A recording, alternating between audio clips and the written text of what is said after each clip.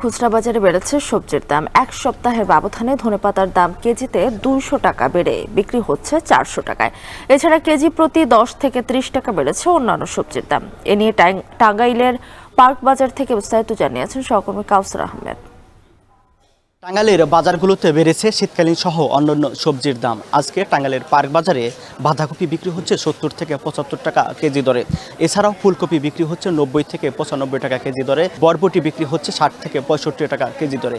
এভাবেই প্রত্যেকটা সবজির দাম বেড়েছে বলে জানিয়েছেন ব্যবসায়ীরা। তারা বলছেন যে সবজির আকার ও মানভেদে কেজিতে বেড়েছে 10 থেকে 30 টাকা পর্যন্ত। আজকে ধনিয়া পাতা বিক্রি হচ্ছে কেজিতে 200 টাকা কেজি দরে। কচুরমুখী বিক্রি হচ্ছে 60 থেকে 65 টাকা কেজি দরে। পটল বিক্রি হচ্ছে 50 থেকে 55 টাকা কেজি দরে। আলু বিক্রি হচ্ছে আকার ও মান ভেদে 55 থেকে 65 টাকা কেজি দরে।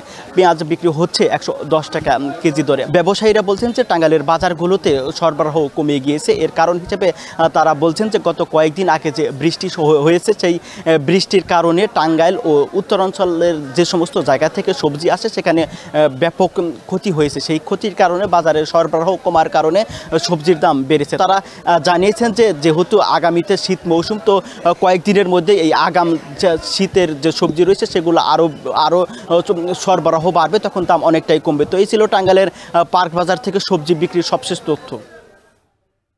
এদিকে সপ্তাহের